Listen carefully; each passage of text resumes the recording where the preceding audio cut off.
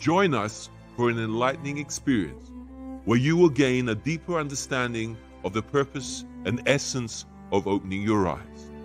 This is your chance to enhance self-awareness and personal growth with a shift in perception that provides a fresh outlook on life. Embrace the journey from consciousness to superconsciousness. Coming live by Barrett Kunyan. Bravo, bravo, bravo, Rob. What an honor to have you back, bruv. At some point, you will introduce the 9-step pyramid, which you will go into details at some point. And you're going to, I guess, discuss a little bit about the end date situation as well. But before we start, how are you, brother? I'm excellent as ever. Excellent. Good to hear, brother. I mean, do you want to take the mic and just go into the subject, or shall we just talk away, work around it a little bit, or do you just want to just?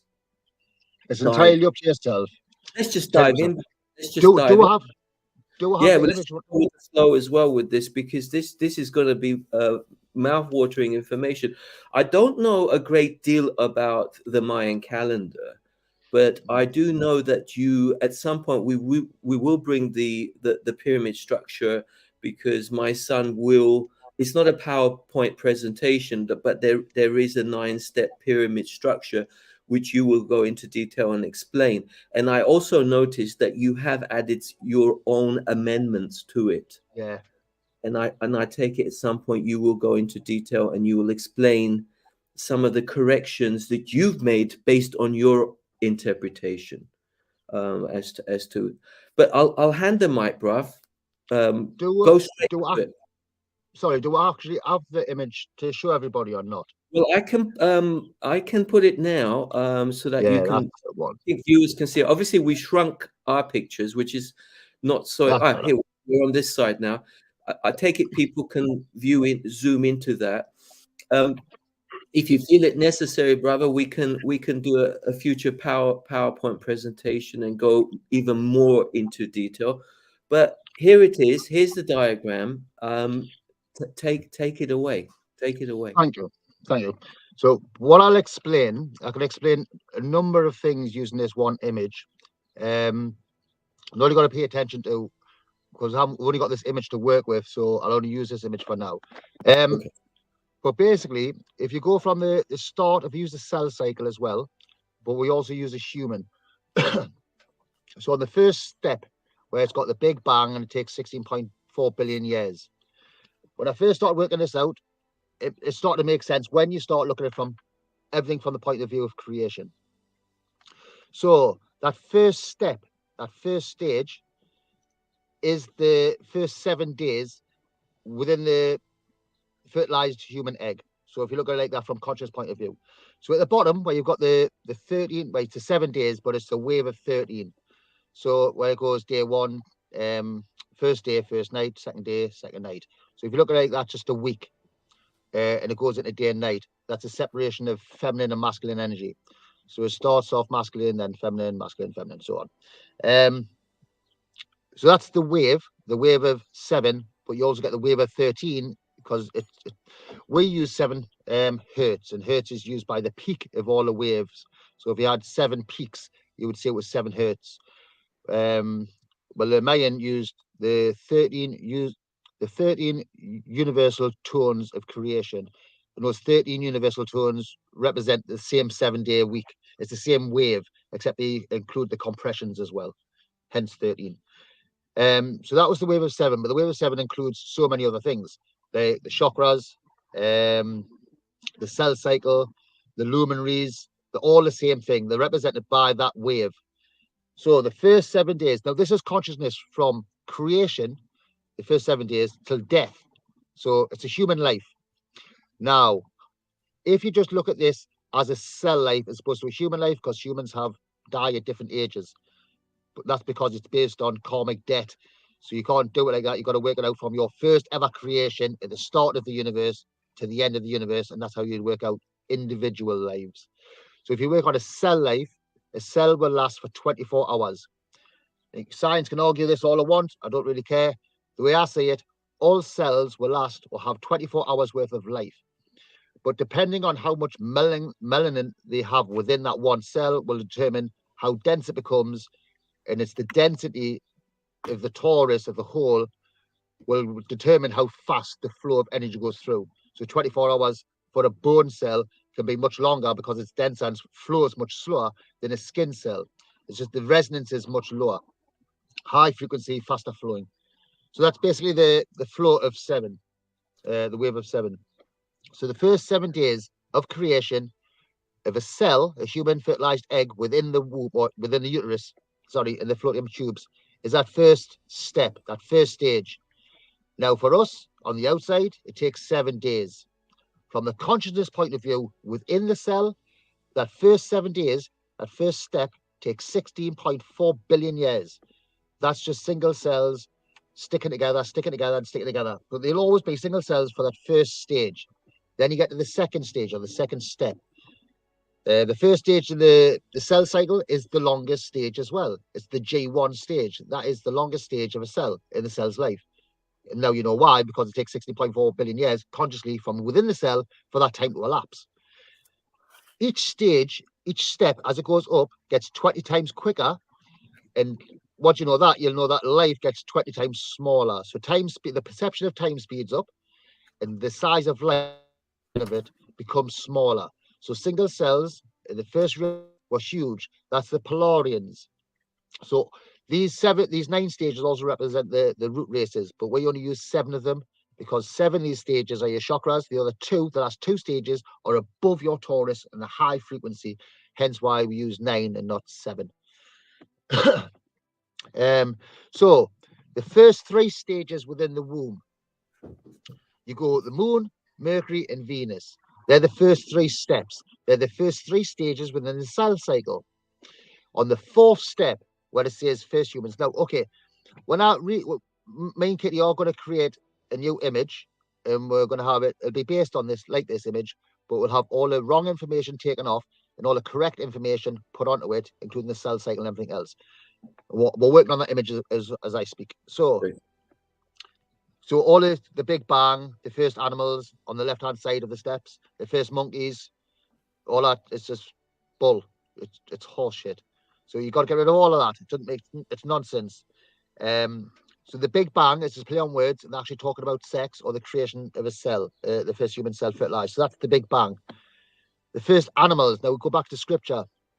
The 7 days of creation. So the first 7 days of creation was the egg, the fertilized egg, floating or traveling up the floating tube to Eden. So that's the moon cycle. Then you get the Venus, which is next, which is the first, what they say is the first animals. Well, that was the first, think of the first microorganisms, if you like, the first small, really small creatures that we have on Earth right now. Well, they were the first creatures that ever exist. So they were first, and then it goes on and on as cells. Because remember, all a cell is just a bubble, really, and bubbles sticking together within one cell. So if you have one cell, and all that's in there is bubbles within the melanin, and they keep separating. That's cell division. That's all it is. And then bubbles stick together. And when the bubbles stick together, they'll create a cymatic pattern, but they'll also create a shape, the platonic shapes within the bubbles. If you've got so many bubbles stuck together, they'll create a platonic shape within the center. That's how you get all the platonic shapes.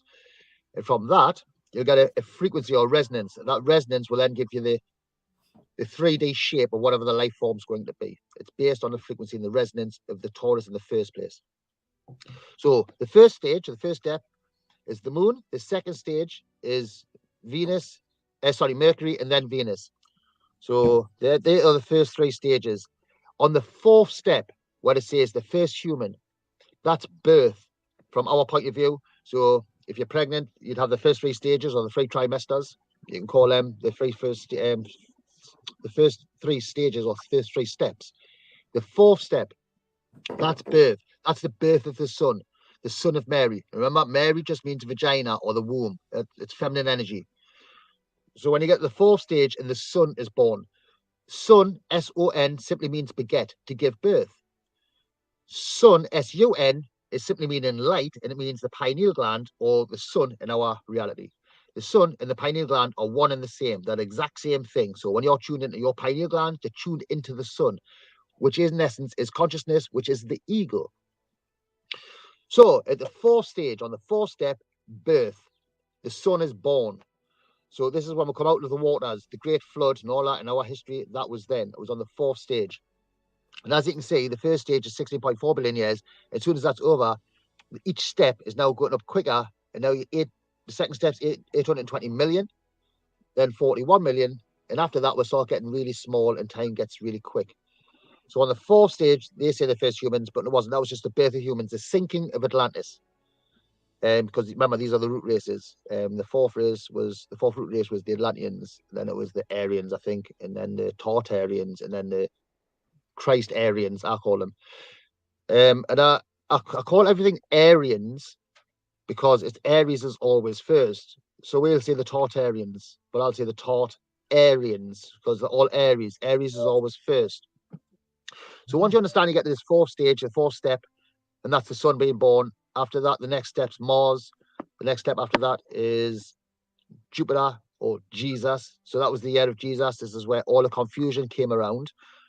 I say that added 1,000 years, but if you're using the what they've worked out now from Krishna instead of Christ, they know that Krishna departed, or the departing of Krishna. And if you work out that date, it was 3,102. And they say that Krishna, the start of that stage, they say, so we can see the start of the 1, 2, 3, 4, 5, the sixth step started at 3,115 BC. Well, they've calculated to 14, I think it was, 3,114 BC. But if you take that, you know that, and the departure was 3,102. So you start at 3,000, altogether you got 5,125 on that step, minus 3,102, which was the departure. It leaves you a couple of thousand years. It leaves you exactly 2,023 years, which brings you to 2023. So if you're using Krishna as opposed to Christ, the 1,000 years isn't missing. So that'll take you to 2023, and you add up the rest of the years on each step, and it'll take you to that date. Now, another interesting thing, if you look on the right-hand side of the image, you'll see it's got what it is, it's got the cosmic round of the light affecting the global brain. We'll get global out, it's a flat plane. But what it's talking about is the sun, but not in the way that you think of it. So to understand that image or what they're seeing there, you have to look at a human. So if that's representing the brain, you can say the very first stage on the first step is at the front. So the light part of it, that little circle, the white part, that's what is illuminated. And that's the front of the brain. And that's unity. Because the front of the brain, you've got the left and the right side of the brain, which will be division, either right side or left side being masculine, right side being feminine. And when you're in the middle, front or the back, you'll have unity because you're using both sides. So what happens is the first stage, last night I was thinking about it a bit, but why is the first stage at the front and not the left-hand side? The left-hand side being where Aries starts on the zodiac. It's on the left-hand side, and then it goes down and around. Now, if it goes down, you'll understand why this image works the way it does. So the first stage on the first step is at the front of the brain. Well, that's the Polarians, and they are the equivalent of enlightened sperm cells. So sperm cells are the first stages. Now, let's say the egg at that stage is just full of enlightened beings, the Polarians, and they are full of their unity. They're all one. Everyone knows the laws, and they'll be projected from the frontal lobe. Then on the second stage, the left-hand side of the brain is enlightened. That's because now you're in the womb, and the Taurus can actually be created and start. And it's on the left-hand side, and that's the start of Aries. Then it goes up, and then it goes to the back of the brain, unity again. Then it goes to the right-hand side of the brain, which is feminine energy again. And that's going to be birth at that point. 1, 2, 3, 4. The fourth step, so that's birth. And then you can say what goes through the brain. So it goes from the front of the brain, right round the zodiac of the brain. Because remember, the brain's the actual zodiac. So when it starts off on one side, it goes right round the brain, and it goes around again, and around again, and again. So it only actually goes around twice in the full cell life. So it starts at the front, goes right around the brain to the front again, birth, and then it goes around again till death. And that's it. 2 cycles around the brain, once in the womb and once in the testicles. Because once you birth out the womb, you're actually in hell, which is the testicles. It's the masculine energy, and the earth brain plane represents the testicles. There's only ever 2 realities: the womb, feminine energy, or the testicles, masculine energy.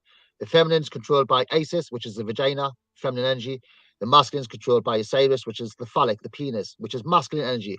That's why everything she has about the penis, and everything, bar nothing's about reproduction. Everything, including thought and thinking, everything is always about sex or creational.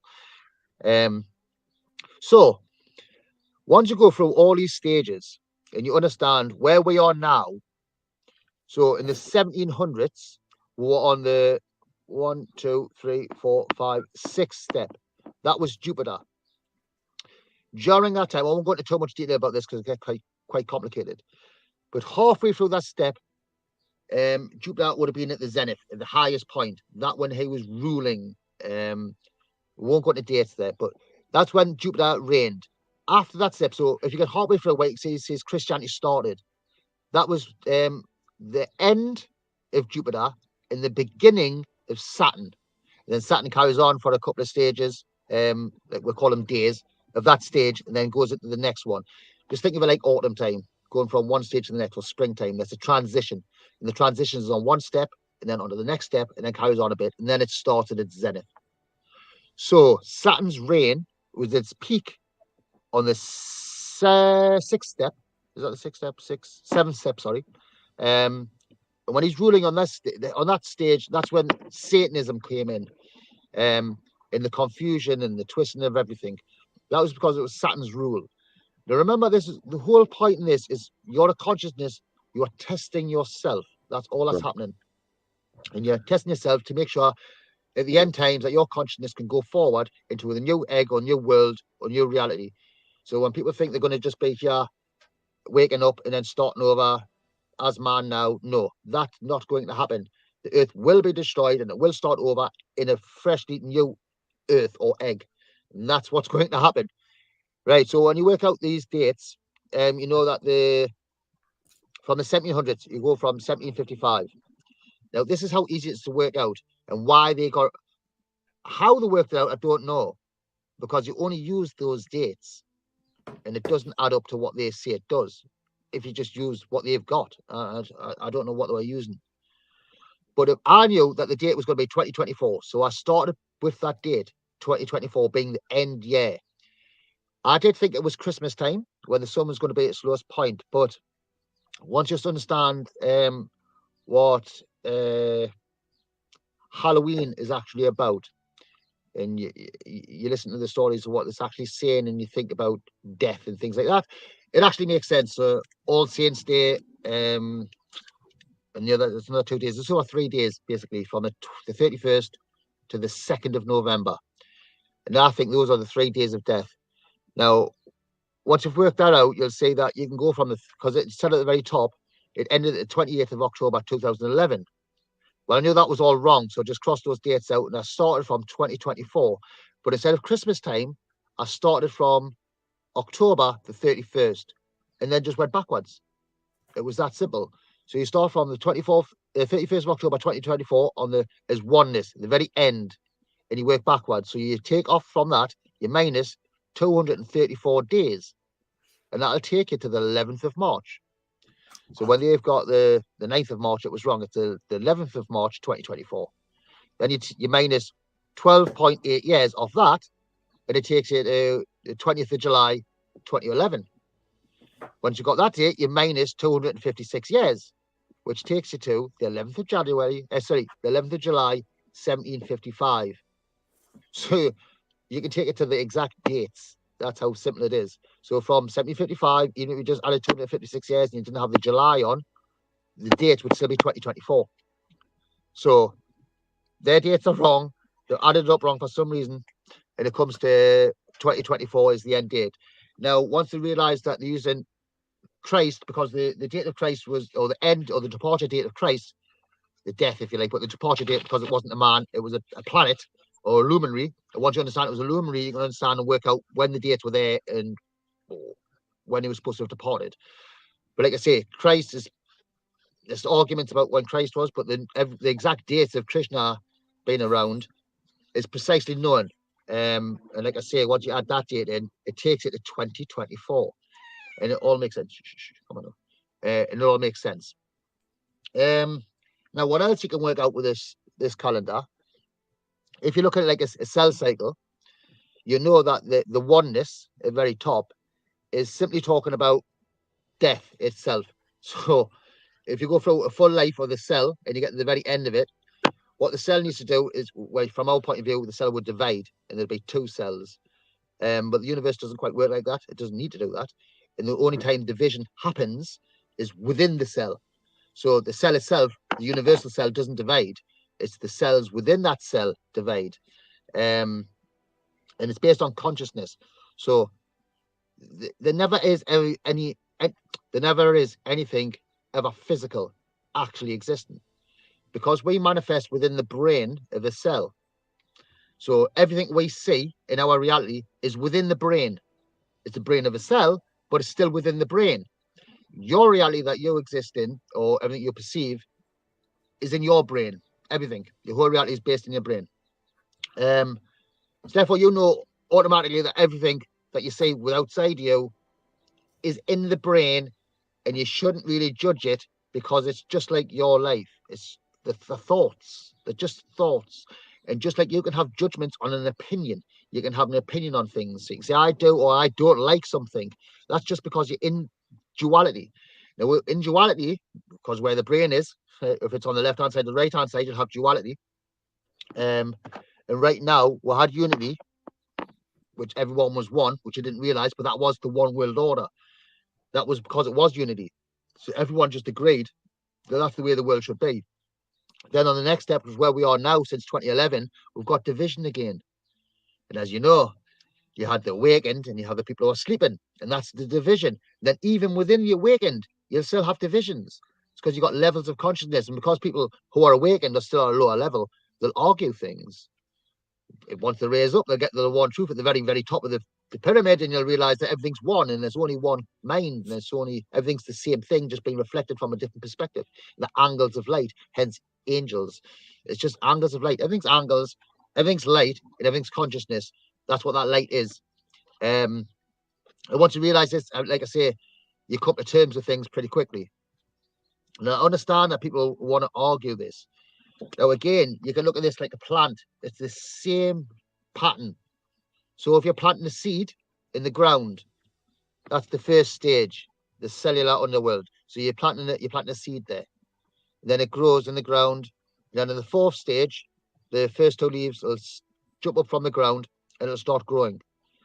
That's this. You'll always see a plant spiraling like that under a time lapse. The reason it's spiraling is because it's in the vortex of the torus, and it's spiraling up it. And it's planting to get to its highest point. So what the plant does, once it starts to spiral, it grows like you. Now remember, this also shows you a penis going from soft to erect. It's the same. It's the exact same principle. Like I say, it's the same thing for everything. So when you look at it like that, you understand why it's about Osiris and what the whole world is about, and why astrology is the way it is, and what they're actually talking about when they're talking about Osiris. It's not a physical penis, but you've got to think of it in that way, because it's energy, and it's energy becoming dense, and then it's becoming erect. But it's think of a plant. It's growing. So a penis is just like a tree. It starts off soft, and it grows, and then it grows, and it becomes erect, and it goes more erect, and goes more erect. Once it's erect, it's got a flower, and then it's got a fruit. So that's just you ejaculating. It's the same principle as a tree, exactly the same. So you can say that's consciousness that's rising up. So if you look at it from consciousness point of view, consciousness rising up from a seed, growing. Once it gets to the top few steps, it starts to flower. So we started flowering 2011.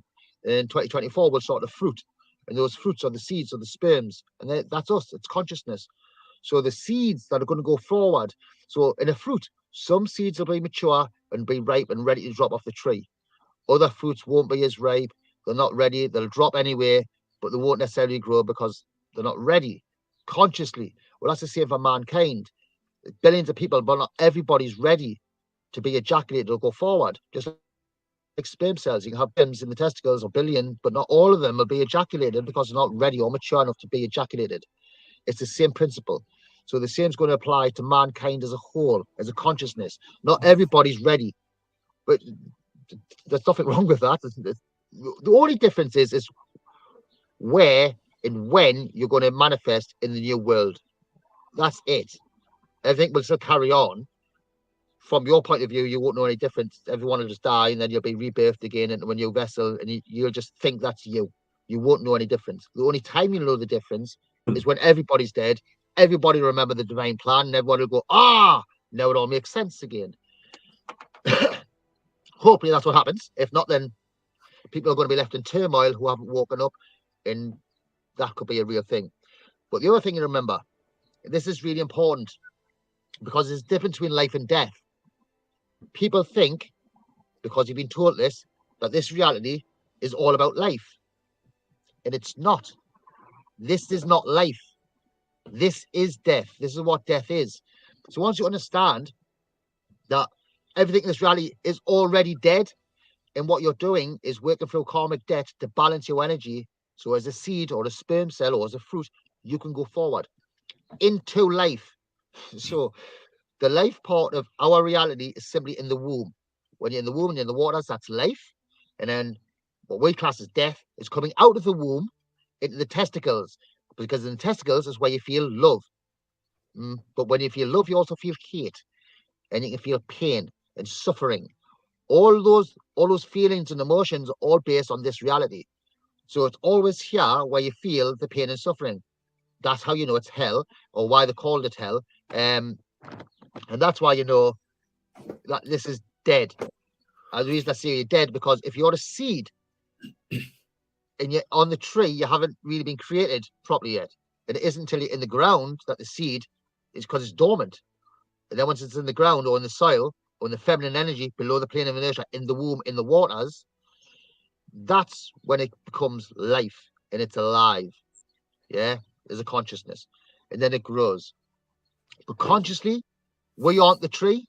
We are the seeds of the tree. The tree is the earth or the universe. That's the tree. And remember, it's the hyperboloid or the vortex. That's where the spine is. But we aren't that. We are that individually as ourselves. So we are the tree of life, but we are the seeds on the next fractal up. So that's why I say mankind as a whole, or life on this plane, are all dead. That's why other animals don't know who they are. They are a lower stage of consciousness again, making up the vessel. So like I say, once you understand this, it makes sense. You can understand why we are dead, or I don't say dormant. Consciously, we're dormant seeds, and we're going to go forward and then fertilize a new egg. Something else I watched the other day kind of implied that people can leave this earth and be enlightened and go forward. That's not, as far as I can say, can't be true. You might be able to, if you're, could you end the reincarnation cycle? I don't know. You might just go back to oneness. I don't know, at an earlier stage. But you definitely couldn't raise up to go forward for one reason and one reason only. As an individual, your level of consciousness is based on the universe's level of consciousness. So you can't know more than the universe knows. It's going through its levels of consciousness as well, yeah? So if it's at a lower level, if the universe is at a lower level, you can only get to that level as a human. So if anyone who reached that level and then departed, they still don't know the other levels yet. So lots of people go back to blackness and go to the oneness, and they think that's it. No, you can't go to nothingness and think you've got the answers. You literally don't know anything. You've gone back to nothingness. That's birth. With no attachments and not knowing anything and all blackness. That's birth. At birth, you had no attachments. At birth, you didn't know anything. Before birth, you were in the womb and you knew everything. You were creating things. So when people say, oh, you go back to, I've got itchy nose. If you go back to nothingness and to oneness, as in like oneness and then nothingness, it kind of like, that's why you get nihilism and things like that, because that's not the end. That's just the creation of the ego. before that, you knew things and you were all knowing. That's when God was resting in the garden. That was you in Eden. So you're in the Garden of Eden, resting, knowing all the laws. Then you come out of the Eden and you don't know anything. You've got no attachments. The ego's created and you start to attach things. Remember, attachments are just magnetism. It's feminine energy. All your beliefs and your I hate them and all those judgments, magnetism. They're sticking to you. All your opinions are stuck to you. You got to shed all those opinions. Get rid of them. They're wrong. The bullshit. All your I'm a dad, I'm a son, I'm a human. Or the attachments, they're just attachments. You're none of those things. You have cars aren't things. You haven't money's not real. They're just attachments and their beliefs. You need to get rid of all those beliefs because they're wrong. And they'll keep you as the ego. They'll keep you attached to the ego and think this world is real. Problem we have with that is you have to go back again and learn that it's not real. Like I say, you're not really doing anything. You don't learn anything. You're just simply remembering what you're not. Yeah, you remember what you're not, and you're none of these things. And once you remember what you're not, you remember what you are. And that's simple. You're the mind, and it isn't anything. So it isn't any of those things. And people need to move away from them as much as they can. So that's basically it is basic. I kept it basic. The Mayan 9-step pyramid. What other things is on there? Yeah, I think I've covered most things. If you go to the very bottom, and you can see initiates, creation, and reaction activities. They're basically the stages of consciousness within any one step, with any one day. You know what I mean? So each step has got all those things in it, and those are the equivalent of the zodiac. So if you imagine going around the brain once, and then you go up to the next step, the overall light of the brain just goes round in stages, and it goes round once in the womb, round twice as the ego, and then death, and it starts over again in the womb.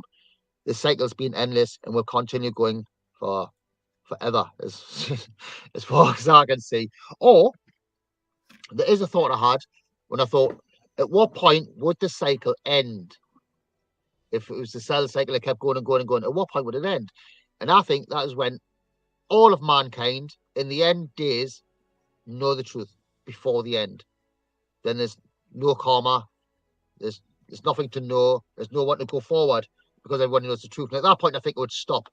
I don't know what would happen after that. It might just completely change everything, and it's the mind that can basically do what it wants. It uses the Taurus to create things. Is that a law? I don't know if that's a law. The mind can create the laws. Do you know what I mean? It can do anything it wants. And if that's the case, then other realities you can't even contemplate or even imagine what it would be like. I struggle to think what it's like to be a single cell, and I know they exist now. And I struggle to imagine what it's like to be a single cell in a world where there is no other bigger cells. There's only single cells exist, and they're everywhere. And they started off with one, and they're exactly the same as you. They're only replications of the original cell. They're exactly the same, no difference. So that's like trillions and trillions of me everywhere, all knowing the laws, knowing how to create things just through mind. I struggle to imagine what that's like, but that's what the next reality is going to be. So if humans think they're going to be standing around and doing things that are wrong, that's not what I see happening. And the most important thing is to remember is the cymatic pattern change. The end time's not going to be like people think. It's going to crash. The whole system's going to crash. That has to happen. But the end before the plasma event, the cymatic pattern will change. So think of laws that we use. So, you got the laws we've got is it's air, land, and water. They're the three basic jurisdictions of law. Air is masculine, earth is inert, so it's neutral, and below the plane of water is feminine energy. So these are laws that we use for jurisdictions, and the highest law is masculine. That's because the masculine energy goes too higher than you do lower. You've got the 7 planets, and you've got 2 other frequencies that are higher. The masculine energy is what rules in law. Then you got the feminine, and then sorry, neutral, and then earth, and then the feminine. I forgot what my point was. I was talking about law, consciousness. What was I talking about? When you get back to oneness. Oh, why you can't know. No, I've covered that. Why you can't know consciousness before, or the top level of consciousness before the universe does.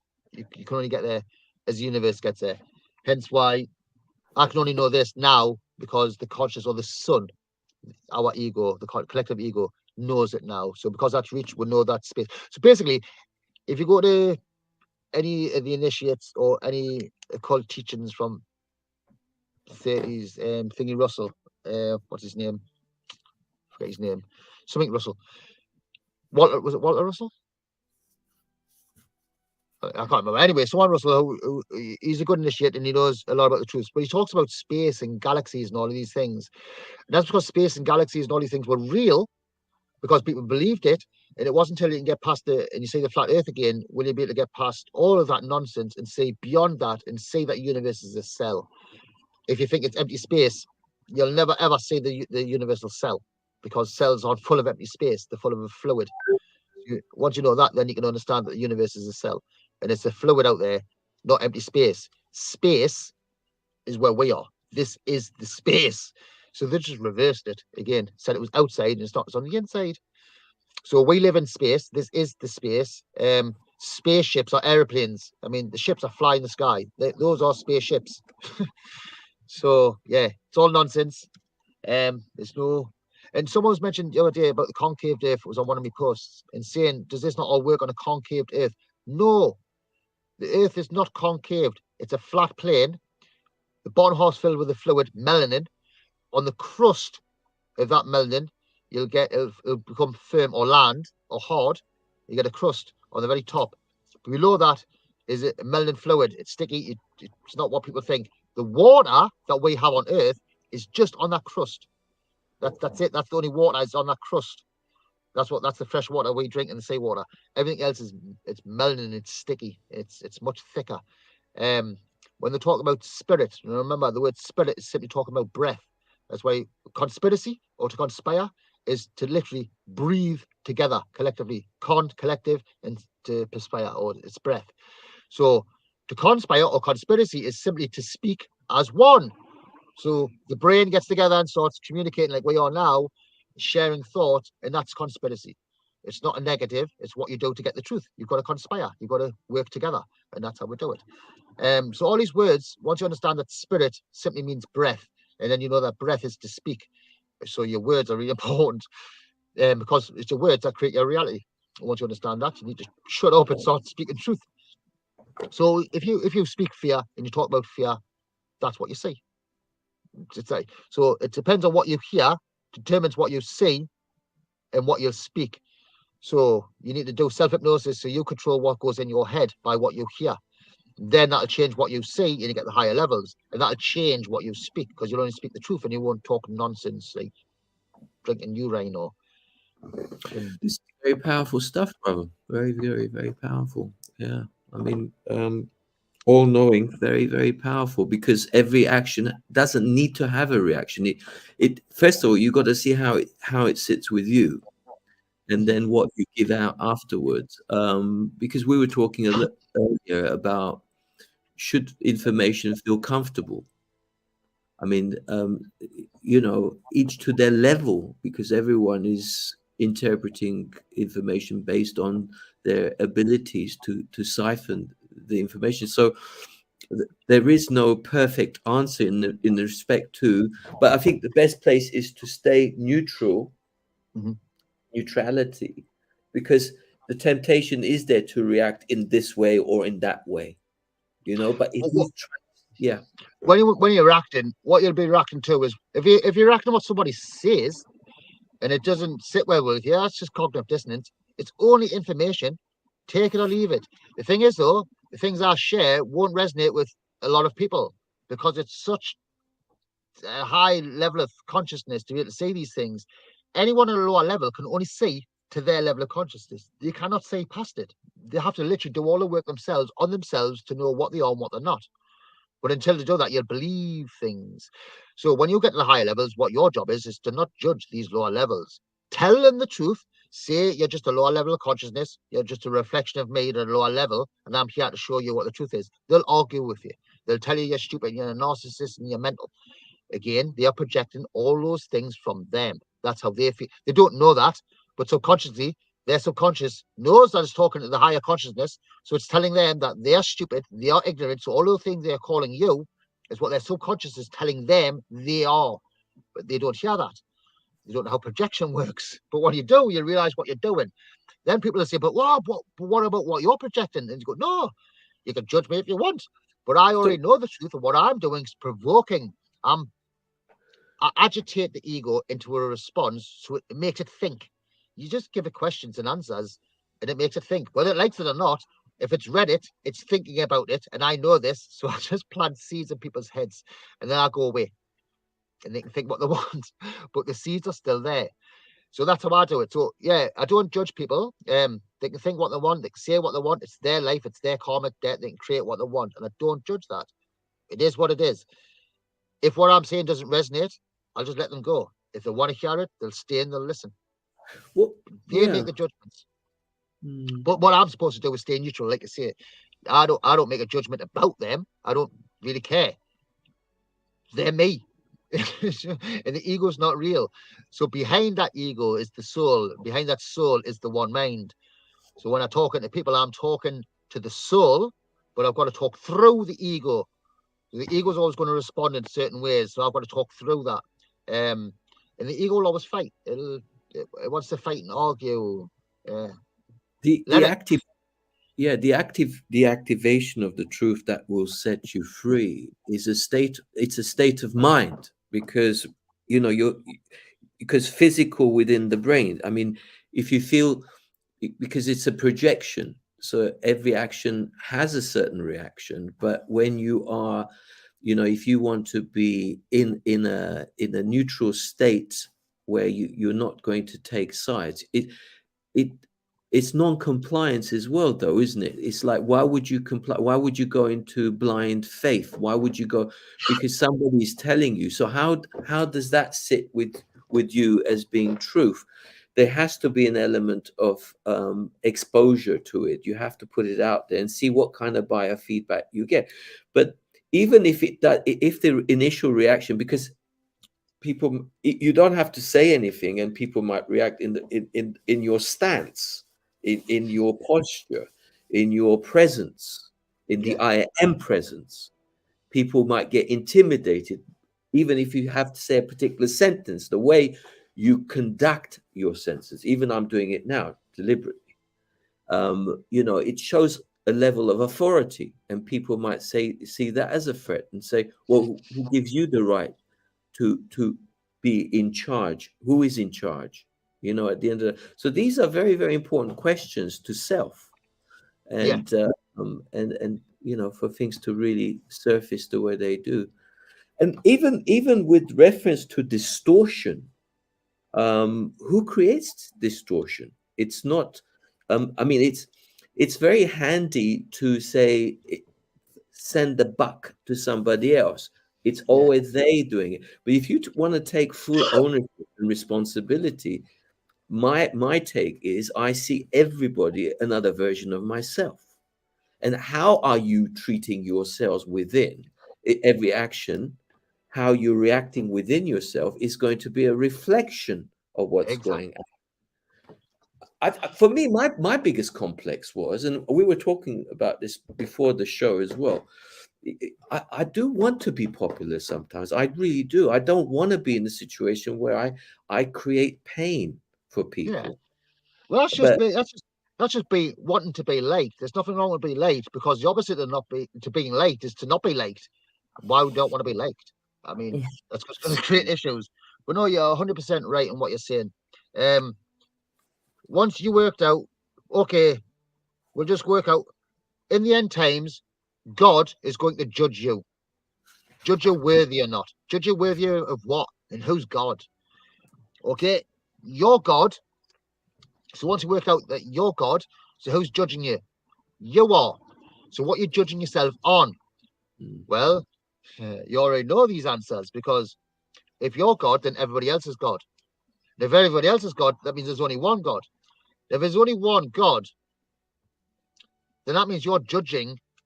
Every time you look outside of you and judge it, you're judging yourself as God not worthy, because you're judging the divine plan that you created. You're judging it now and saying, "Nah, I've made a mistake." But you already know the one mind doesn't make mistakes. It knows what it's doing. The ego is the one that makes mistakes. It's the ego, the one that believed these things that it was told. The reason you can't point your finger and blame anyone is because you, as a soul, had a choice. Nobody made you sign your surname. You just got told some things and you believed it. That's you. They didn't actually tell you the truth, but the truth's still there. But instead of that, instead of pointing your finger to the Jesuits or the elite or even the Vatican, instead of that, just look, each one of those souls is controlled by the one mind. So you want to blame anyone or point the finger towards you, because you're it. You're the one mind. You're the one that hates. You're the one who projects. Look, these people, these elites don't go to fucking war. They don't shoot people or kill people. We do. We're the ones doing it. We're the police. We're the lower ones. We're the ones shooting each other and killing each other. The elite aren't doing shit. They just sit there and talk shit. So they just give you the idea. You listen to it, then you do the dirty work. You do it to yourself. So all these arguments that people are having between themselves about bull, you're doing it still. You're doing their job. You're being the ego. So what they done was create the ego to the nth degree. Satanism, they're psychos if you like, but they're not all pedophiles in the way that you think. I mean, they are, but they're not the way you think. The Satanists, it's a belief they've got, and it's a religion to them. So let's call it a religion. That's their religion. There's just like people will fucking do things because they believe in God, or outside of them, God. People will do things because they believe in Satan. That's their creator, that's their God. They'll do things. They'll do certain things, and it'll be wrong, and it'll be evil. But that's because it's their God, and in their God, it's got certain rules. So when people are evil to children, you've got to ask the question, why are they evil to children? What are they doing? If they're being a paedophile, what are they doing it for? They're not doing it for satisfaction per se. It isn't for sexual satisfaction. They've got to do these things because it's what they do. But you've got to find out the motive and why. Now, look at it simply. If you go back to the Mayan calendar and you go back to the 1700s where they created all of this, and let's say they were Masons, there was a group of people and they created the story and the paradigm. They made their lies up. Right? They're dead. They've been dead for a long time. So, what you're going to do? Okay, you might have heard of the orphan trains, the Cabbage Patch children and all of that back in the days when they set these, they were advertising children for sale basically in these incubators all over America, and it was all these big things. One of the first films ever made, apparently. So when you find out, or you do some research into this, you find some interesting things about when people had all these children. They said they were making them or creating them. Whether they were, I don't know. It's irrelevant. What I think was actually happening, they made up some rules and some laws about having babies, like in the Bible, and you shouldn't have a child out of wedlock. Well, people were still having a lot of children out of wedlock. Yeah, and then go to I don't know about this, but I know about them in Ireland, and they went to the nunneries, and the nuns would keep all the children, and then they'd kill them. Or so they say. But did they kill them though? Now, let's say this is going on all over the world, and there's a lot of children now without any parents. So they create these orphanages. These orphanages weren't things. What these orphanages were schools where they got these kids and they taught them the Mason ways. So all these kids, all these children, all the male ones anyway, they kept them, they would have brought them up in a certain way. Now remember, they're not having any love from mom and dad. There's no mom and dad, so there's no love. These people are going to be loveless. Yeah, they're not going to know what love is. So when you deprive someone of love, you're not going to look at humans in a loving way. You're not going to look at another human and think love. You're going to look at another human and think competition, because that's what they're creating them. They create competition, but you also give them the laws and the right, the legal system, shall we say. And you let them corrupt the legal system. You'll show them what the legal system is and how it works to certain levels. Obviously not the top levels. So once you understand about the trust funds, and there's 2 trust funds, and all the billionaires use their trust fund, and that's why they've got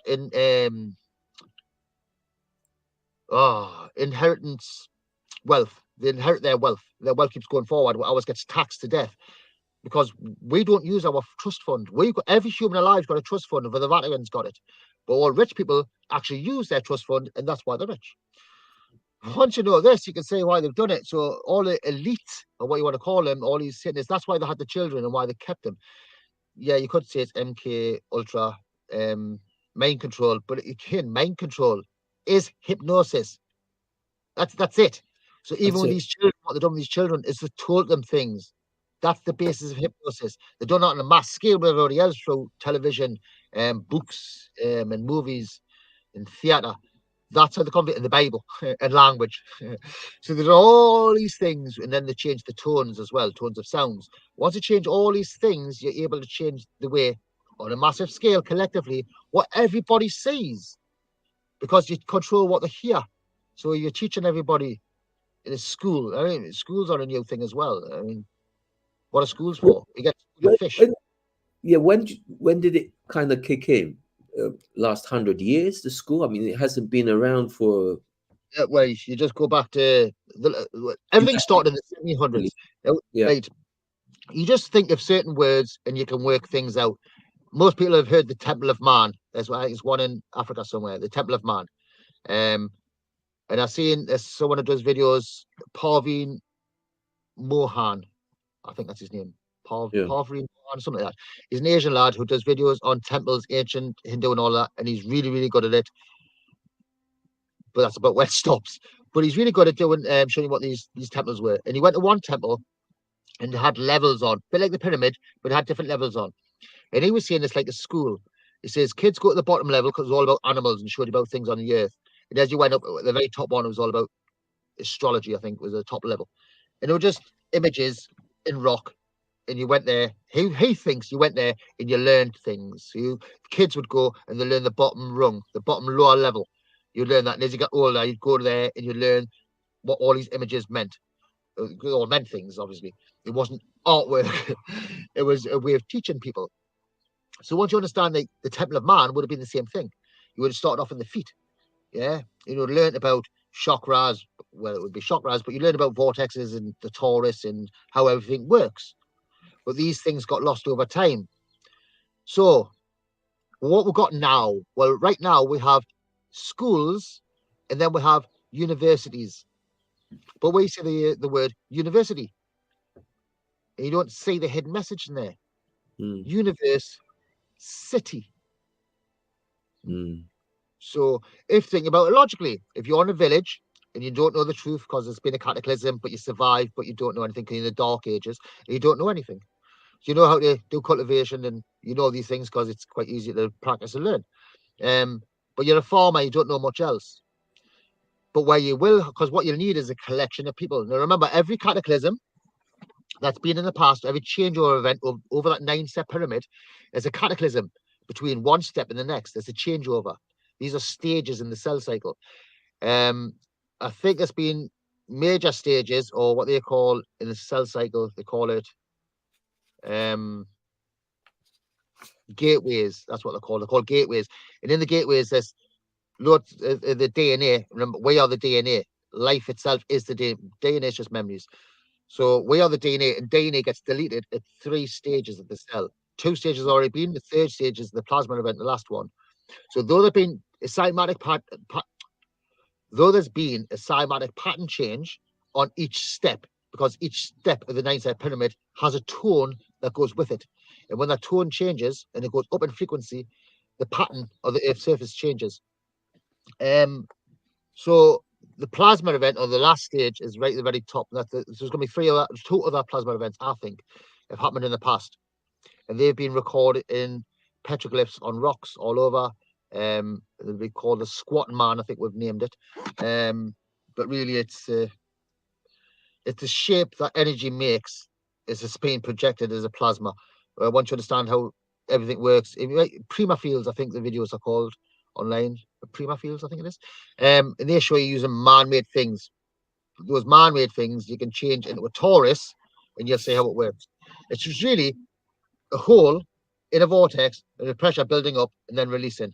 That's basically what it is. And it releases over a bubble, and we are that bubble. We're under it. So that electricity builds up and then it's released, and you get a charge or a spark gap. Well, that's where we are. And that pressure's building up, and it'll get released in 2024 in October, if I'm correct. And once that gets released, shit will go wrong. But as you can tell, it's a cymatic pattern change is a big one. The reasons for there hasn't been big cymatic pattern changes in our lifetimes or since the 1700s is because of how the cell cycle works. In the cell cycle, you've got 3 main stages. The bottom step is the longest stage. The next step, which is the synthetic stage. The second growth stage is the 3rd step. On the 4th stage, you'll have the cell cycle be broken up into four parts, so four slices. Yeah. First slice, second slice, third slice. And on the 4th quarter, that 4th quarter is broken up into another 4 stages. Is it 4? No, another 3 stages within that 4th one. So that's 1, 2, 3. The 4th stage. And within that 4th stage, you'll have smaller stages. And those smaller stages, because they're not in not in one of the. Okay, we'll break this circle up into 4 quarters. The last quarter has the last stages of the cell in it. Yeah. So the last 3 stages are in that quarter. And that's why there hasn't been a big cymatic pattern change, because it's the quarters where there's big cymatic pattern changes every quarter.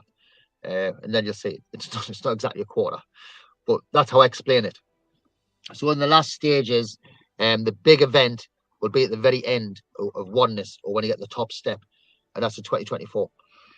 The other thing about creation till death, what people don't realize, it's a countdown. It's counting backwards.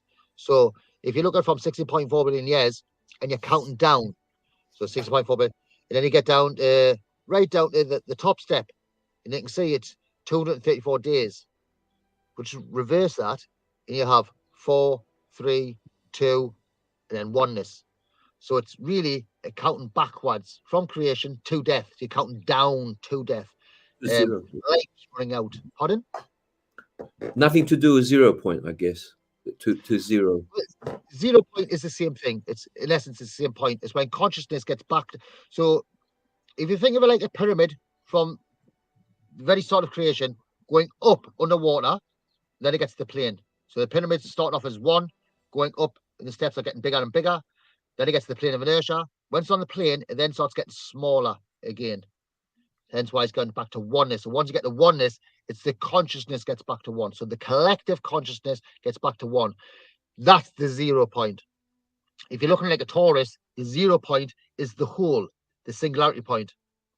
That's the pressure buildup. And then once it's released, it gets to the 0 point. Remember, physical matter is the slow moving energy. So it's high frequency energy coming down and getting slower and slower and slower and more dense. We are that dense energy. So once that energy is released, it's at the 0 point. Because that's what that actually is. Yeah. Really, I mean, the best way to see it is a celebration rather than see this as a fear. Because what you were saying when we last spoke as well, when we were talking the 2 most powerful questions, reference to fate or choice, this has been printed out that it's going to happen. So the truth will set you free once it sits comfortably in your observation viewpoint. So, and then that's going to create greater clarity even for the mass that come in contact with the activation that you're going to give out. You're not going to hypnotize people because they've been traumatized already. So it's like hypnosis, harmonization, isn't it? Once you're sitting in that neutrality, what are you doing? You're not healing anybody. You're contaminate. Well, I hate to use, but your presence is bringing that zone where you feel okay. You feel comfortable and not needing to react, like go out there with banners and try to bring the system. The system's going down regardless. It's not. Why do people do that? Why do people go out with banners? It's the fear, isn't it? It's the lack of love for self. So what creates the fear? There's only 2 thoughts, questions and answers. So what creates fear? Not knowing the answers.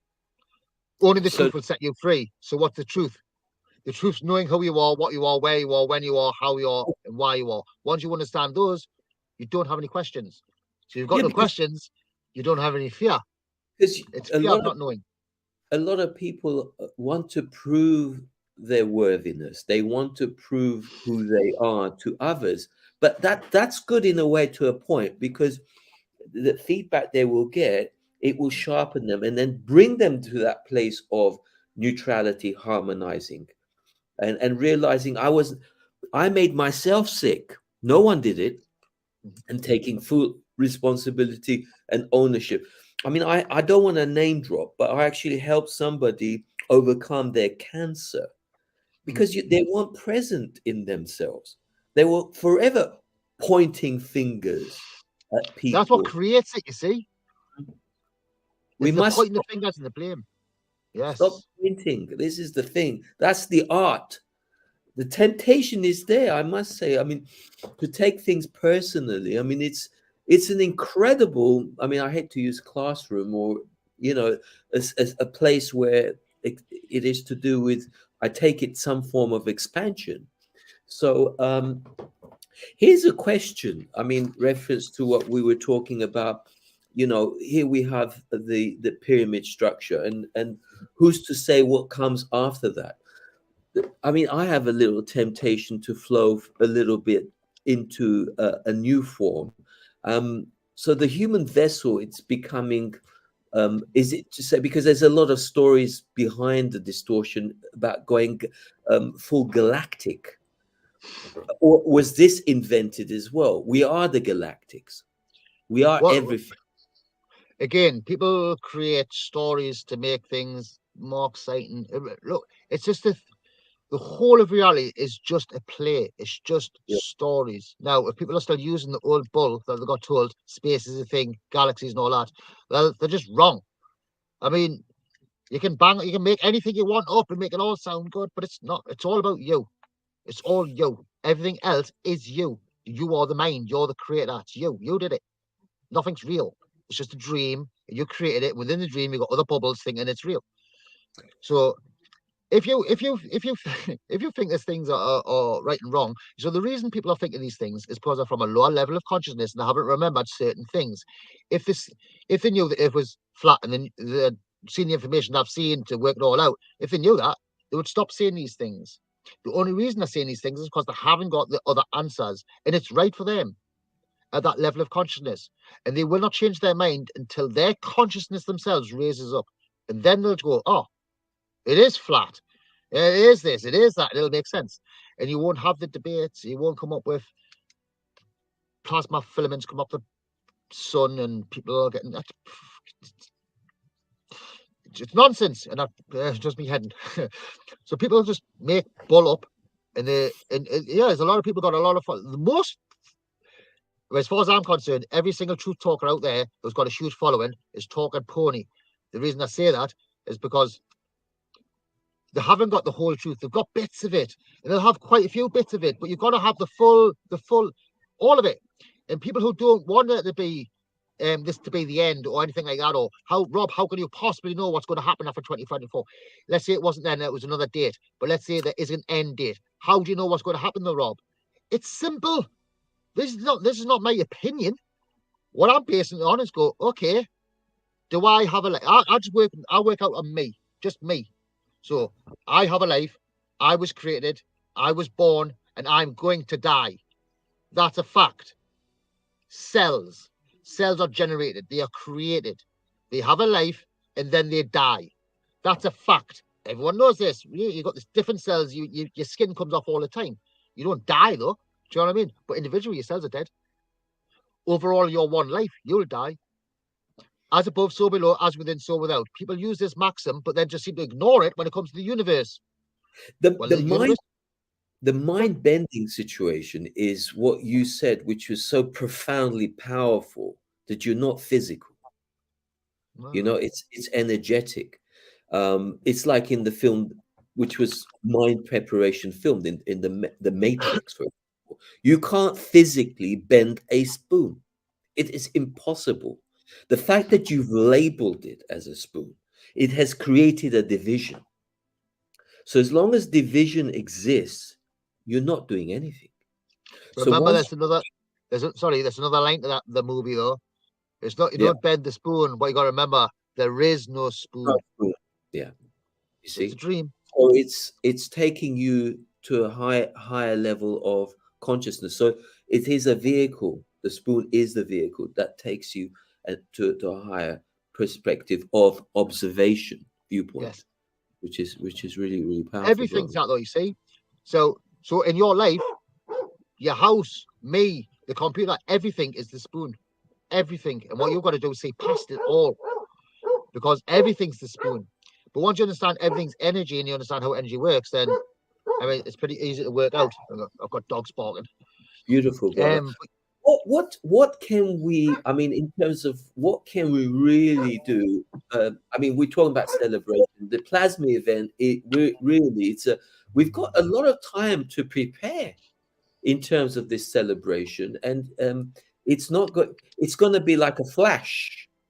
It's not, but if people are going to energize it as being very fearful event, because it's going to be an explosion and people going chaotic, the banks all collapsing, and if you start visualizing this, what can you add so that people be more okay? Well, what I see happening, the banks are going to be collapsing pretty soon. I watched a video yesterday, and it says it's already happening now.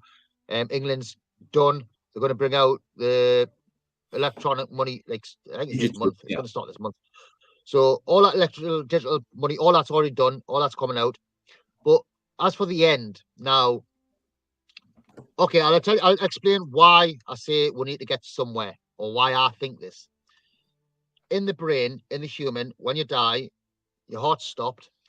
They put somebody in a scan, CAT scans, and they scanned the body, they scanned the brain after death, and the brain lit up.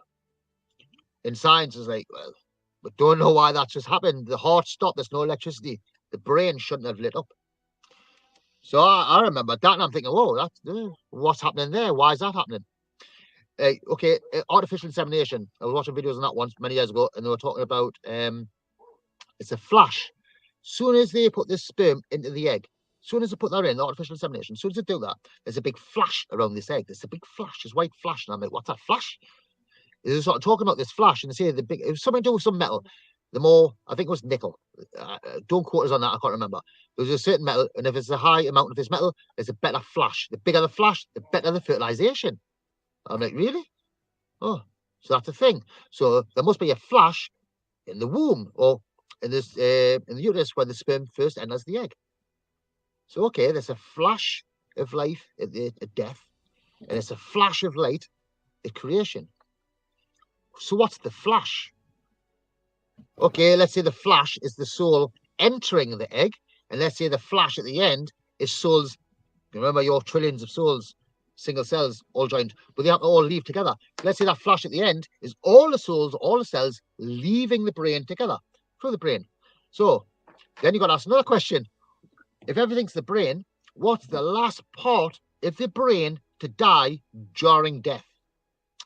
And it's the very, very center where I say, so the eye of Horus, the pupil of the eye of Horus, which is the brain, which is the very center, which I say is in between the optic thalamus, the massa and the media. So let's just say that's the last place in the brain to die. But the whole earth is the whole brain. Yeah. So the whole earth, the whole brain surface. We need to get the very center because that's the last place in the brain to die. Okay, in the movie, The Matrix, Zion. Yeah, you've heard of Zion. And it was the last city, I think it was a city. Yeah, the last city on Earth where the surviving humans were during the Matrix. So Zion. Oh, really? So where was Zion? Okay, then that image that I've shared with you before, it's an old image of Africa, and it's got on this image, it says that Africa is the Garden of Eden.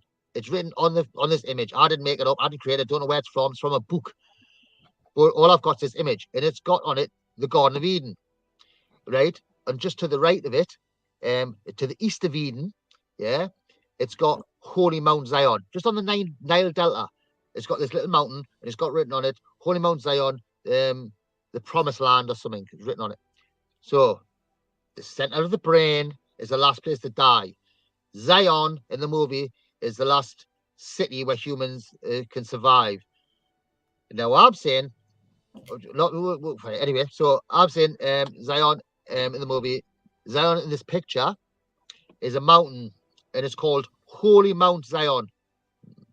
Remember, anything holy is a literal hole. The Holy Mary, Mary's the vagina. It's the hole. So, and once you understand the torus, you understand why everything's a hole. Everything's got to have that hole in through the vortex. So Holy Mount Zion, I'm saying, is Osiris. It is the phallic, or the representation of a phallic. I don't know if it's a volcano. I don't know if it's an actual mountain. It's not there now. But what I'm saying is, I think that's going to be the center. So if all this is correct, so where's the middle, or where's the center of the Earth? Where's the middle? And that was really hard to work out, because everyone would think, oh, it's the equator, or they'll say it's the North Pole. Well, it's neither. Remember, it was the center of the brain, not the top of the brain, which is the North Pole, and not the equator, which is the outside of the center. We need to get into the center. So where's that represented on the Earth? And the thing is, it took years to work this out, but once you actually see it, it's so simple. You're like, how did that take years?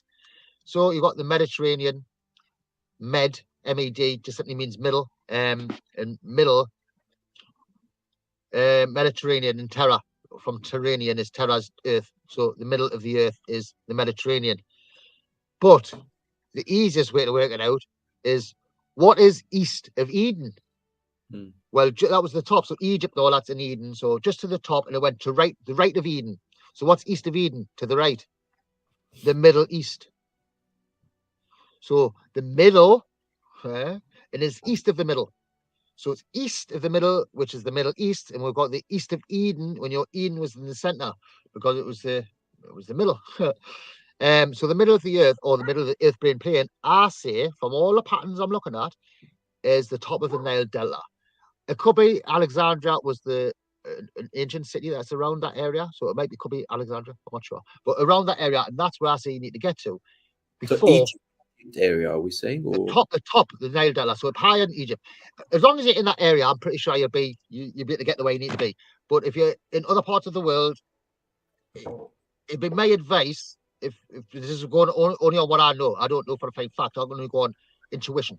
I'm saying, if you don't need to get to the center, you'll know this, because there's going to be there'll be massive earthquakes and tsunamis and everything going off. So you'll be either forced to move, or you'll die.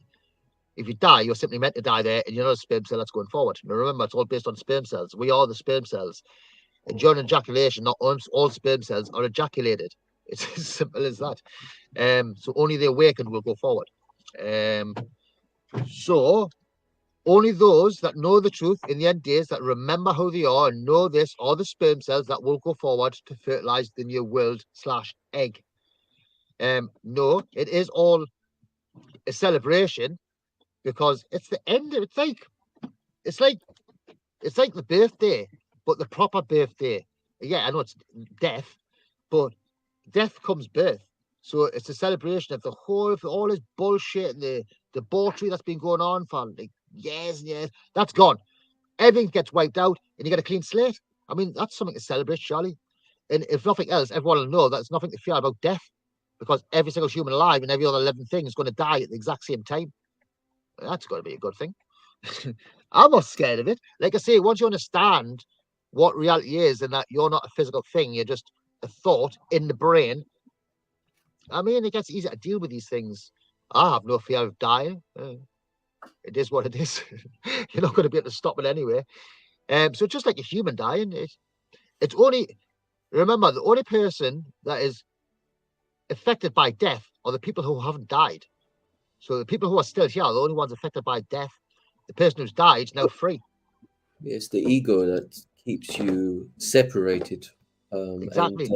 And that's why people get very defensive. And I get that, because I was myself rather defensive, or, we don't learn from knowing. We have to expose ourselves to the elements to understand the essence of who and what we're dealing with.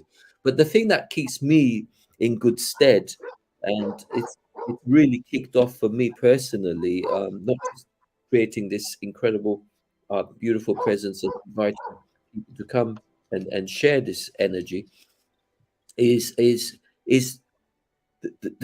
truth will set you free, and you don't like have to prove anything. So when I'm walking now, I'm not trying to be somebody. I don't know if that makes sense, Yeah, yeah. because, I mean, like we've got our passports, our driving license, we've got all these things that have been created, and we think that these are the thing, like our possessions, the house, the car, what we own, and this, that, and the other. But when you let go of all that and try to be you and walk your truth, see how that's going to affect people, because they will find comfort in your presence. I can assure you, it won't be a case of like, I can't stand your energy anymore, because it's not words that we're using. It's I mean, words are creating distortion to a point, although there is a frequency behind it. Yeah. Ultimately, we're all one. It's all, which is, what this is all about, brother. So I thank you from the bottom of my heart, and this is I feel invaluable information for people. It's also fate. I mean, it has to play out like this. There's no mistakes. It's like I say, once you accept fate and you accept the choice is an illusion, Well, created by the ego. people want their own truth, brother. You see, this is the thing. That's another thing, and I've never personally tried to do that. People do want to hijack and say, well, it's my truth, it's my religion. They create cult. They create. I get that. This is my idea. I believe in unity. I believe in sharing. Let's all work together. No, Yep. even the spiritual realms. It's like I'm talking to you, so there's a lot of bitchingness going on and this, that. Forget it. This is how you're going to operate. It's about taking it on the chin. Stop pointing fingers at people and saying Yeah. they're the cause. You are the Yeah. cause. See yourself as a mirror. Everybody is in your life. See it from them as an expression of self, and a reflection of self. How are you treating people? Is what's going on within yourself. Yes. So go out of Well, your comfort zone sometimes and make people smile, and give them a hug. I mean, it's like the other day, I smiled at somebody. It's like it's become it's become a commodity. I know It's what you like mean. it's a shame. And then and I genuinely believe that this is going to shatter. When we have phenomenal, beautiful conversations like this, it will help shatter the illusions, the false illusions that which are there, and we think these illusions. It's The best way to say it, the best way to understand it is once you understand karma and once you understand fate, you then understand. Right, this is be easier for people to understand when you can accept it. So every single thing that you have ever read, ever seen, ever heard, everything that's in your life, your house, your car, your computer, every single thing from dust, everything, no matter what it is, if it's in your awareness, it is there and it has been created for you. Everything. And what's important about that is once you realize that every single human that comes into your life, that's interacting with you, is there for a reason. And the reason is karmic debt. Now, everybody's on the same path. Everybody's trying to get to the top. And the reason they've got karmic debt with you is just the interactions with brain cells in the brain. Brain cells simply communicates with other brains so they can have one collective experience. So you're having your experience talking to me now. That was fate. That was always going to happen. So if you have fate with somebody else and you're arguing or you're debating something or there's some negative there, it's karmic debt. And what you're supposed to do is balance that energy.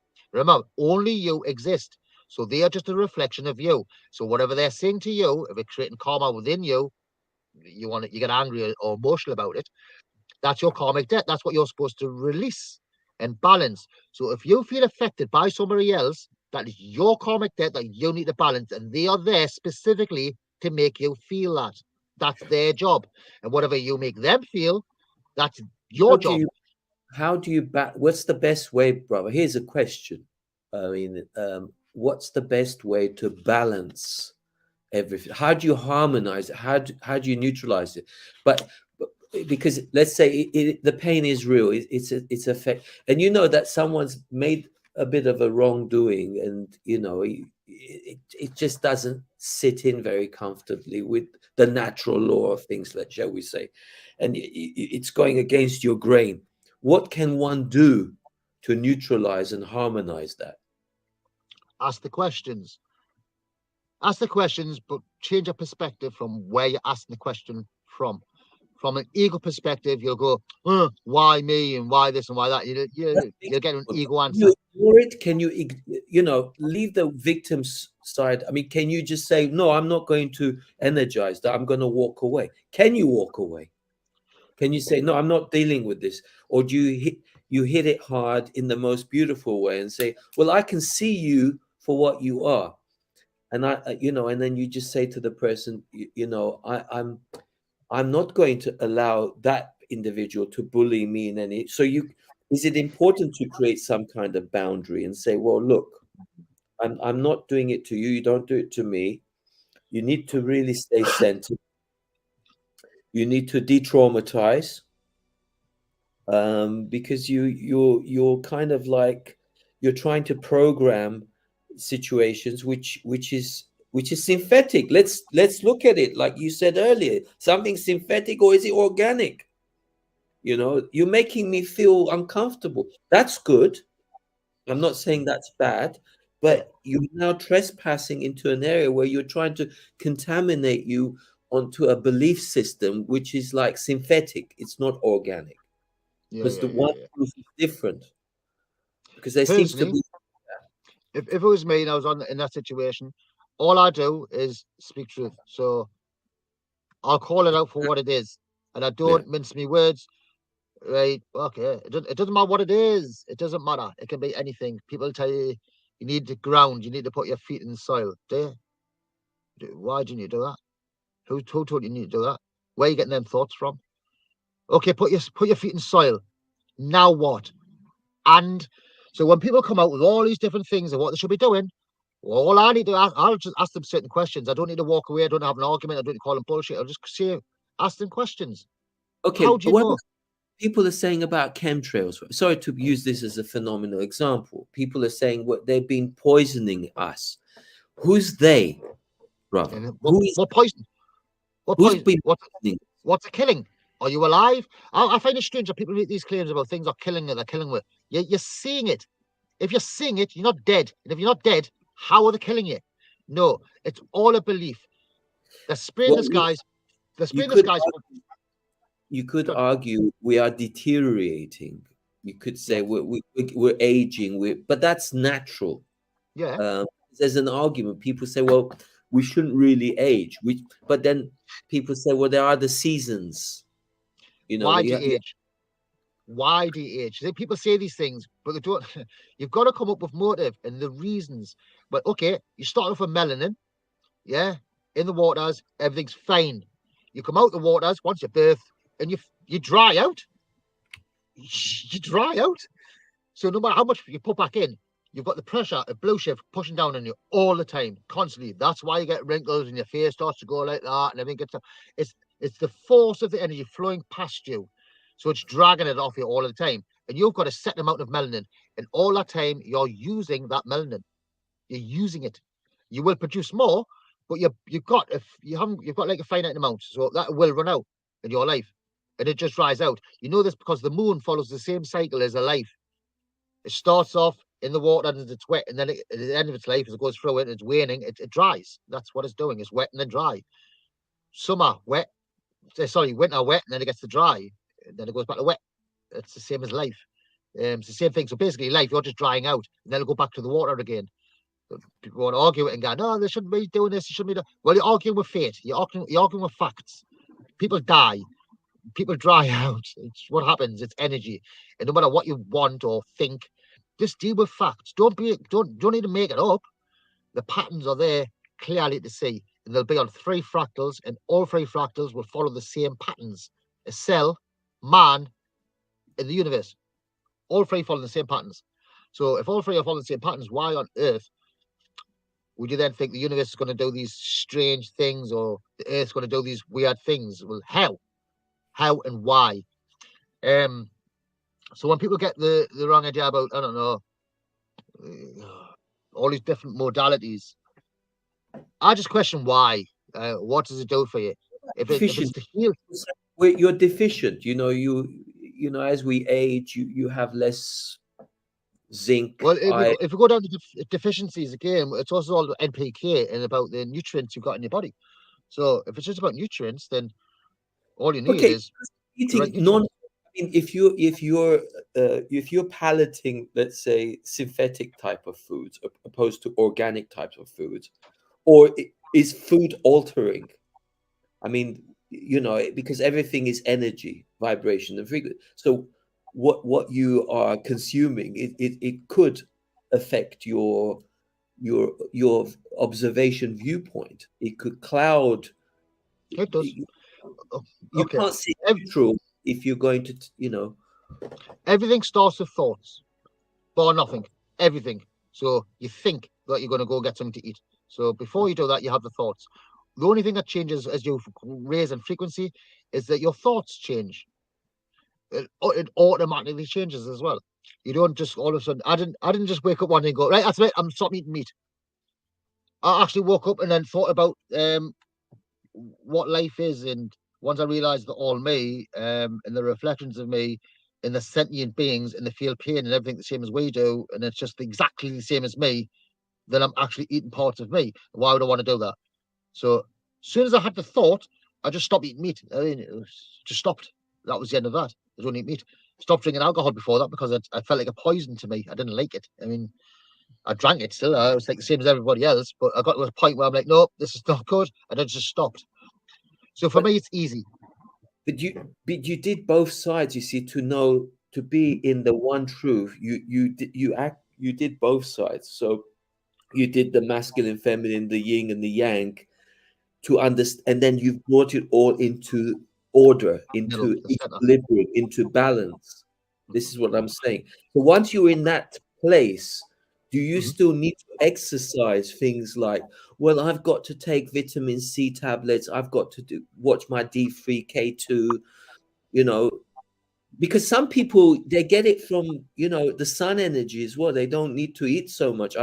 There's a person I'm going to interview soon, and he's living on prana. I mean, is this gimmick? Is it possible that people can live on? I've not done it, so I don't know, but I can explain why that would be the case. No, remember, you get and you forget vitamins. It's horseshit. There's no vitamins. There's none of that. It's all made up, right? So you just think of nutrients. Just think of a plant. It's much simpler. So what do you need? You're still going to need your micronutrients. So if someone's saying they're just living on sun energy, you may for a certain amount of time, but you're going to need micronutrients at some point. You have to be drinking something. Something has to go in, otherwise you will just die. I mean, if you don't feed a plant, it may grow for a while, but it'll get to a certain point become weak and die. Yeah. It needs to be able to put the new cells in there. You're still losing cells, so you still need to get the micronutrients to create more. So you still need them ingredients.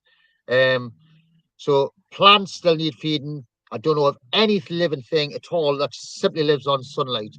Anything. Now, sunlight's important. Yes, it is. And you don't get energy from the sun. But the most important thing to life, bar nothing, is breath.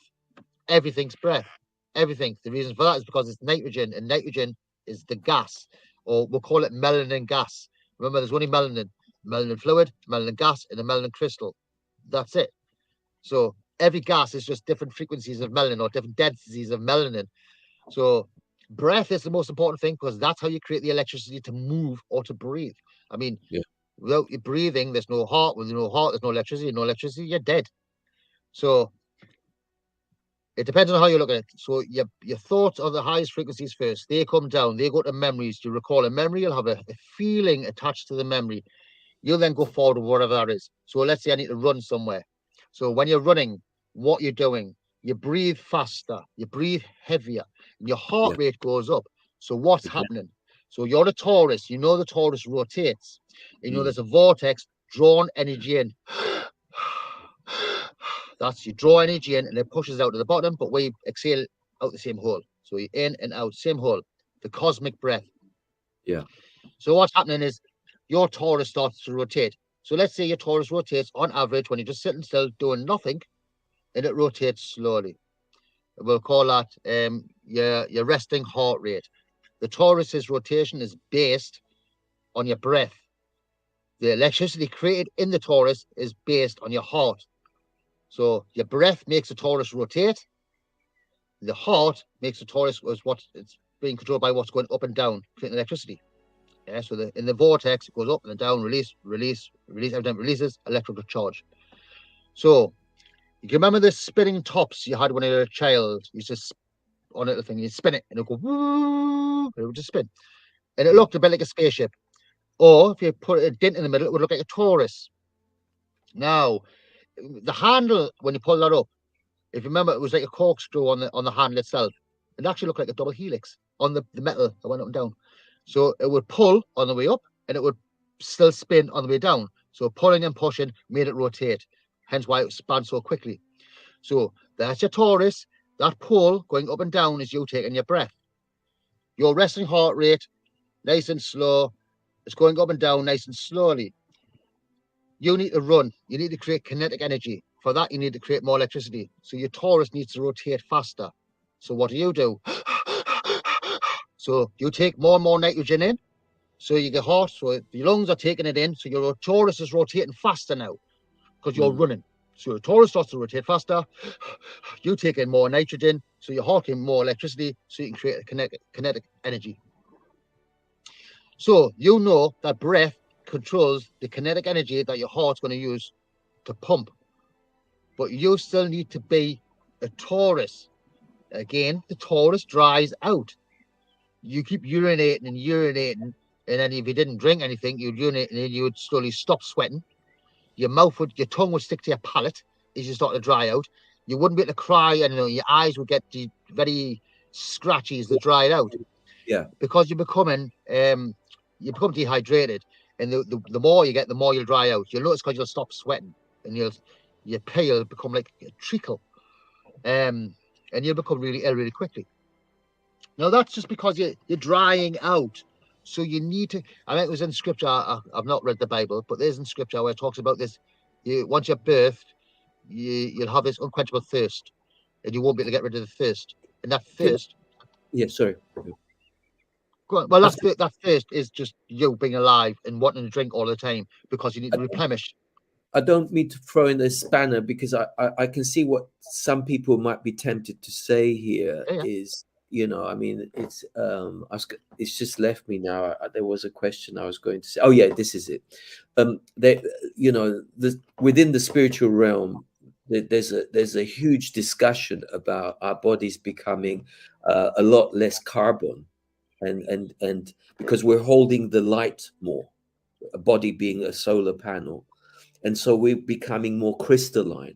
Hence, where we're getting our powers not so much from the carbon foods, shall we say, the more dense foods. We're getting it from the light, the photons and things. I mean, how does that sit? I don't look at it like that. Okay, from Dark Africa, he says there's 3 different types of food when you want to look at food. And just think of the torus all the time because it explains it all.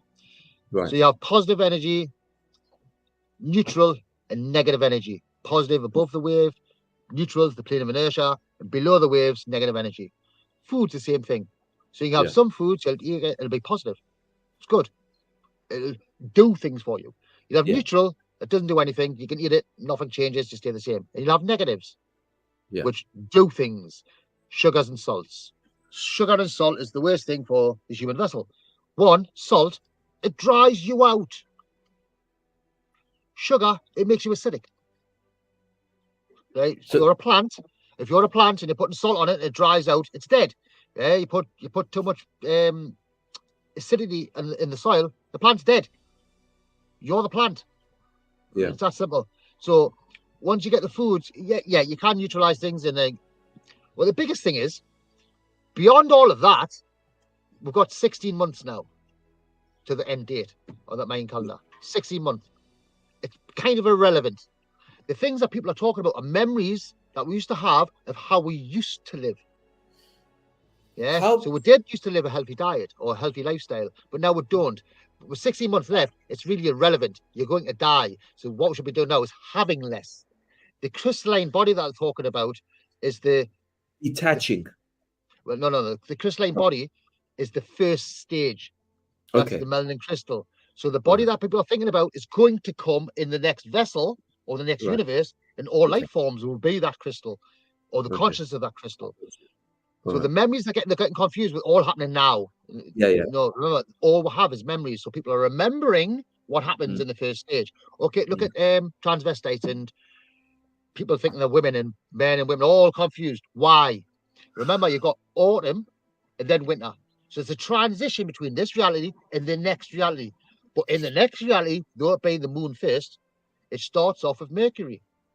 And Mercury is hermaphrodite. It's both energies. It's neither masculine or feminine. It's both. Yeah. Now, with that memory is what people are remembering from the future that's coming. Yeah, they remember it's going to happen. So you're remembering it now. If they're remembering that and that's happening as a collective, it's going to be certain souls in this reality who are confused.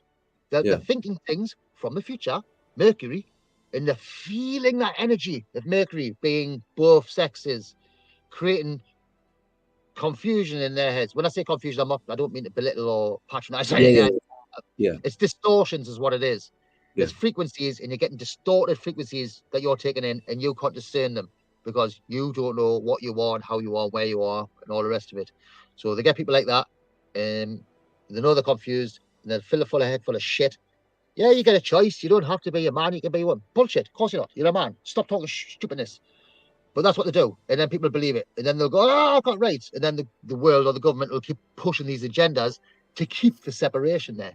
But so what I do, the best way to do it, which ends all arguments about anything with anyone, the one mind controls everything. The one mind's in your head, it's in my head, and everybody else's head. Satanists, rapists, murderers, nonsense. The people who want to eat meat, the people who want to be vegan. The one mind's in all of them. The one mind knows what it's doing, and it doesn't make any mistakes.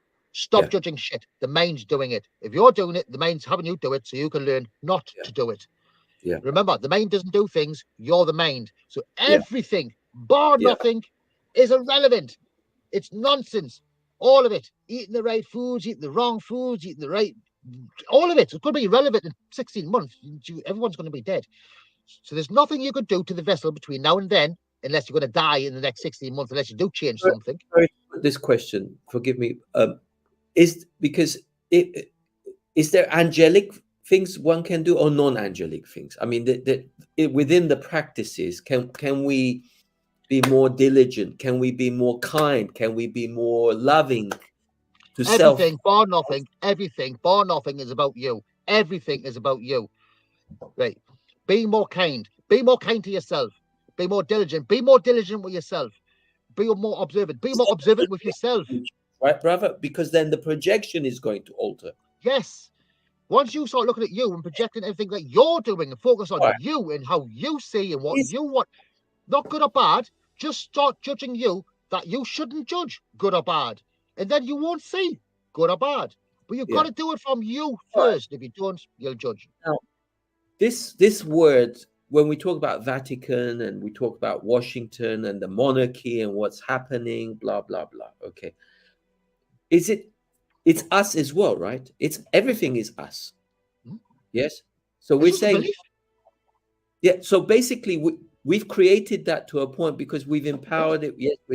But for that to diminish in any shape or form, we stop empowering it first. Stop believing in it. Exactly. So it will not appear the way it's appearing at all in that respect. It'll just disappear. How do you remove something from your in your surround? How do you ultimately remove something when it's not when we talk about something synthetic, an implant, okay? And that was there for a purpose. Now, when something opposes me, my beautiful version, opposed to my older version, I used to get a little bit upset before. I've known for breaking a few chairs as well my time. But now I say, well, okay, you want to slap me metaphorically? Yeah. You're my teacher. Why? Because you're representing an aspect of me that needs a bit of light. Is there truth in that or not? Is that distortion as well? I wouldn't say you should be judging anybody on anything. Remember, it's only you exist. Everyone else is a reflection of you. If someone's saying something that you don't want to hear, what you're supposed to be working out is who's the higher level, who's at the higher level of consciousness. See, it's hard for me to answer these things because I see everything as thought. I get what you, because I must say, I mean, there's what's happening in my world right now. I have less people around me than that's before. how you do it. that's basically how you do it. Yeah, it's have I become unpopular? Popular? I'm not here to be popular, unpopular. You know, I'm here to hold the truth. So in Hopi prophecy or in most cultures, okay, look at it another way. You know when they say that you're supposed to go off into the wilderness and then you come back a man. 40 days in the desert or whatever. Yeah. The wilderness is now birth. You come from birth. Once you're birth, you're in the wilderness. Wilderness is just wildness. Yeah. We're now in the wilderness. We don't know what the fuck's going on. You come in this world. That's you going off into the wilderness naked with nothing. And then you got to come back and be a man. Like most people who come into this world, they're off in the wilderness and just pottering around in the wilderness. They forgot to come back as a man. What we're doing now is waking everybody up and going, right, man means mind. God is a God, so just the mind. You go back and tell everybody they're the creator, they're the mind, you're doing all yourself. There is no one to hate, there is no evil people, there is no Vatican. The Vatican's a belief system, so is the police and everything else. It's just a belief. If people stop believing, they will disappear. They're just people acting, pretending this corporation is the thing, and it's not. You can't go to the government and then start holding the government to account. The government's a fictitious entity. It doesn't exist. It's like you can't. It's incredible when you try to put your mind around that. It's like you created your own prison, basically. Yes, you have. Everybody did. It's but the reason that you got to understand that's what you're supposed to do, because if you knew the truth from your birth, you would do nothing. You would be by yourself, sat in who's got nobody would talk. Why do you have language? Have language to communicate. But why do you communicate? So you can answer questions. Why do you have questions? Because you don't know who the fuck you are. Yeah, so you've got to ask questions from other people. That's why I don't use anything that you've got to buy. One, the truth. You don't need to buy anything for the truth. Nothing. Diddly squat. The truth is in you. The truth exists online. That's why the internet's there. The mind created the internet so the brain could reform as one brain. Every time you go through a chakra, so puberty, when you get to every 7 years, you go through a chakra. Once you get to that age, the cymatic pattern changes and your brain has to rewire. So on our earth, we're in the brain, there'll be a cataclysm. Yeah. And then everybody's disconnected. So your brain gets disconnected, then it's got to rewire itself. So the internet isn't the first internet. There's always an internet just before a changeover event. There has to be, because why is the brains in Mexico and there's brains in Egypt and there's pyramids in Mexico, pyramids in Egypt, pyramids in Russia, pyramids all over the world, pyramids in China? How?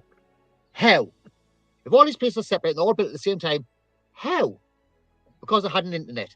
And the pyramids, I watched a brilliant video the other day about the pyramids, acoustic sound, they used a water pump below the ground in these aquifers. This pump, when it was pumping the water, just using energy from land, earth, created a resonance. That resonance then created the gases to explode to create plasma in the top of the pyramid. So all these pyramids were simply water pumps to pump water to irrigate the land at the same time to generate energy. That energy could then easily have been used to create another internet. So one brain again. Yeah. And that means the internet's always been there. Every time there's a cataclysm, you go to a dark ages, then you have to come out the dark ages and learn and remember how to use this technology that we used to have and then to reuse it. And that's all we're deep doing. That's it. Nothing's new under the sun. Nothing. Man's pretty stupid right now, if you ask me. Well, brother, where do we go from here now? I mean, we've just passed the hour and 40 mark. I mean, shall we start wrapping it up, and shall we leave something like reference for the next days, a week? Want to you go with the flow. You'll come back and you'll tell me. I'll check the stars, because I'll let you use astrology now, because astrology lets me know when the energies are right for me to be able to talk, for people to listen and all that. And it was a bit of a gap, the last one, because it was a bit negative, and I'm like, nah, I'm not doing it yet. Yeah, so I mean, with the Activator, I'd like to make it official. I mean, I'm sticking with you in as far as the interviews are concerned. Occasionally, I bring certain people in, but for me, it is the one truth, and I'm truly absolutely. It makes too much sense. This is the ultimate. So for me to engage and to be in the I Am presence is the ultimate activation platform. So I am truly excited and honored right now. And the next one, I think, what have I not covered? There's so much, because you can talk about anything really, but it's so simple. It's so simple to work out once you know the patterns. Okay, I mean, we'll create a banner in the next couple of days and we'll put it out there. And if people are, it resonates, they will. If it doesn't resonate, it's perfect. If it resonates, it's perfect. It's all perfect. Yeah. I may do a post on Facebook and ask people if they want to. Is there any questions in particular people want to know about? I mean, if I've already covered it. Pardon? Yeah, I mean, thanks so much, guys. Amazing, life-changing information again. I mean, thank you. This is just, it's a start of a. I mean, I don't want to define it at this stage, but it truly is. It's the one. What do you call it? Yeah, I mean, it truly is very, very exciting times, and so we look forward, brothers, to see you again in Brother Dean. Thank you. Law, because I have got a few ideas. There's a few people looking at the law, but they're all doing it from different angles and then doing it from their perspective. And I'm pretty sure this could be an easier way of doing it. And just everybody writing a claim to someone, and that should end it. But I'm looking into it. I have to find some people who know more about law than I do, who are interested in the idea. Yeah, I mean, you had the privilege of connecting to Rick Dewars recently, the Global People Monastery System, and the simplified divine plan, because I feel within the core of what we're doing is simplicity, is to make things simple so that people can navigate through things. Things are not simple, move away. Things need to be feeling natural. You got to go with the flow rather than going against the flow, because that's going to make you sick and make you feel it's karma. Yeah, you don't want any karma. What 16 months, and we've got to be balancing all karma. Like I say, you want to balance with everybody. Everyone is in different levels, except you're on their level, and you're there for that reason, for the people who are reading that. And if people are listening to people who are telling the truth, well, the other sperm cells that won't go forward. It's okay. That's going to happen as well. I don't mind that. We're here for the ones that are going to go forward, and it does resonate with what the highest levels of frequencies. That's it. I personally didn't make the laws up. The mind did, and it is what it is. So with that, brilliant, bro. If you've got a few minutes after the show, I just want to say thank you again personally, and thank you so much, brother. Thank you. No problem. Bioactivator would like to thank you for your kind support and donations. Through Barrett Tunian's guardianship of this platform, his activation of truth harmonizes, neutralizes, and unblocks the meridians that connect, balance, and purify all that comes in contact. Do no harm is the key that fully opens the heart's voice to be in the union of the I Am presence, and will represent every living organism on the planet whose voice would otherwise not be heard. Remember, the truth will set you free. Do no harm, cause no loss, and do not impose upon the freedom of others. Love, light, and